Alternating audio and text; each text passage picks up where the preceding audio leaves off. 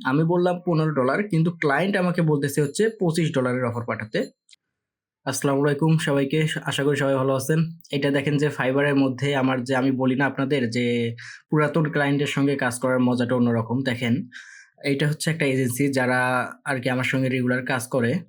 আ দেখেন একটা ছোট কাজ নিয়ে আসছে আমার কাছে। ও আমার ১ম এ এসেই খোঁজখবর নিল। তারপর বলতেছে ওর হচ্ছে ২ টা লোগো রিক্রিয়েট করতে হবে ওর ক্লায়েন্টের জন্য, হ্যাঁ?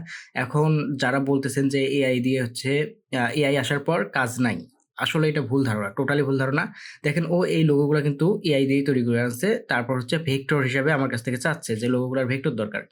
সো আমি ওর খোঁজখবর নেয়ার পর দেখেন ও বলতেছে যে এটার রেট কত হবে, কত দিতে হবে আমাকে, হুম? আমি বললাম যে $15 কারণ সামান্য ২ টা লোগোর জন্য আর কত ডলার নেব?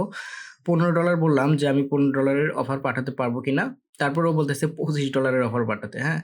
মানে আমি বললাম $15 কিন্তু ক্লায়েন্ট আমাকে বলতেছে হচ্ছে $25 এর অফার পাঠাতে।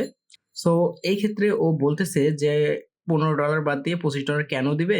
সেইটা ও লিখে দিছে যে আমি যে অফারটা পাঠাবো, সেই অফারটার মধ্যে যেন না থাকে যে একটা নিউ লোগো তৈরি হবে। ২ টাই যেন ক্রিয়েট লোগো হয় ওল্ড, হ্যাঁ?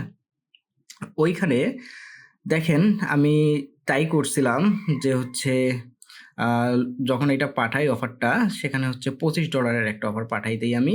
কিন্তু ওখানে লিখে দিছিলাম যে ক্রিয়েট আ রিক্রিয়েট লোগো হবে ২ টা, হ্যাঁ?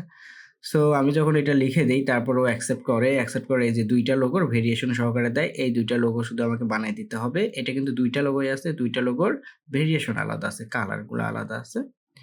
তারপর সবকিছু ঠিকঠাক আছে। ও ২ টা লোগো কিভাবে কি না হবে, নাম কি হবে সব দিল।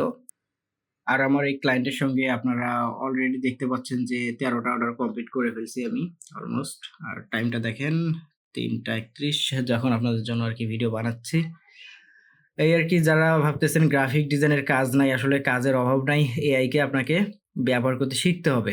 তারপর আপনি এভেইলেবল কাজ পাবেন। সো চিন্তার কারণ নাই যারা গ্রাফিক ডিজাইন নিয়ে কাজ আগাইতে চাচ্ছেন। সো আপনারা কাজ আগাইতে পারেন। প্যারা নেই, চিল।